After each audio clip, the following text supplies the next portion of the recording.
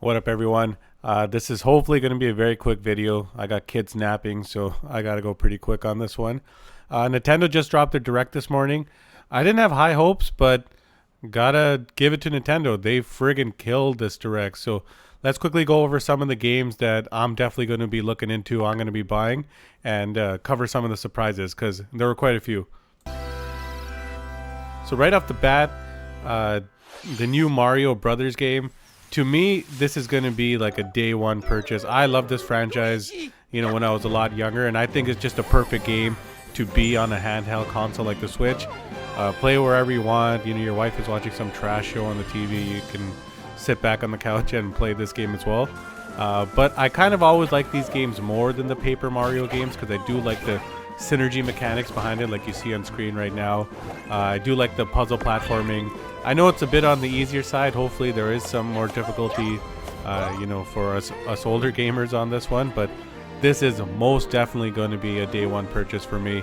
I don't know when I'm going to get to play it as much as I would like to, but hopefully I can chip it away over the upcoming winter months and really get to it. But they started off the show incredibly.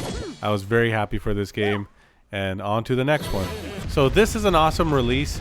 The only thing is I was really hoping for a true sequel to Tropical Freeze, not an HD remake.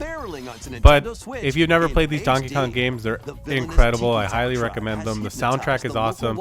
It actually has a proper difficulty. A lot of games these days you can just sleep through, but this does have tougher difficulties. A lot of the unlockables really make you test your skills. So I do recommend this if you haven't played them, but I will be honest, I was kind of hoping for a true sequel to this one. On to the next one. Another game, a franchise that I absolutely love, the Dragon Quest series. They're remaking Dragon Quest 3 in a 2D HD remake. I might not be able to get to play this one right away, but I'm glad that they're making it and they're still showing love to the older Dragon Quest games that a bunch of us loved. I know they're going to have a collector's edition available on the Square Enix store, so it's probably the price of, a mortgage payment or two. But, if you're into those things, we always find ways to make those purchases, unfortunately. I mean, look at my desk over here. I'm a pretty big geek when it comes to this stuff. I hope the soundtrack actually makes it to, streaming platforms right away. They do often make you wait for the Dragon Quest soundtrack, but if you've never picked up any Dragon Quest game, this might not be a bad one to start with. Erdrick is one of the favorites in the entire series, so give it a shot. And now, the big news. So this came out of nowhere. If you're already on Twitter, you've seen people are just going crazy over this. Marvel vs. Capcom Collection Edition. It has a bunch of Marvel games that we all grew up playing, but now they're going to have rollback netcode. They're going to have crossplay. A lot of people were worried that it was only going to be on Switch, but they released that it's going to come on PS4 and Steam as well.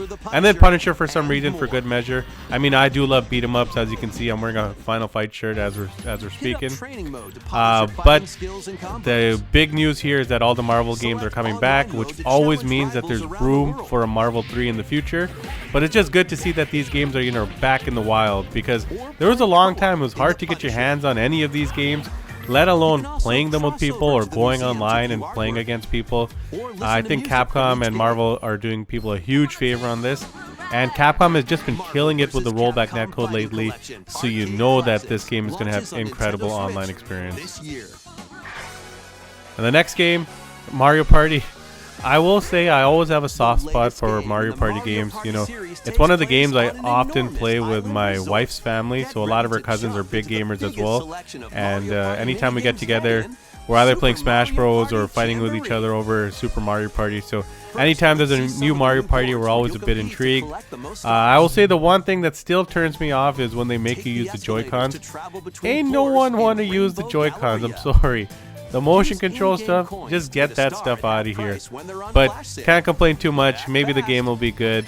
It's always worth exploring when it comes out. And I'm pretty interested in what that 20-player online mode was. I know that Mario Party does break up a lot of friends when people steal stars or steal items from each other.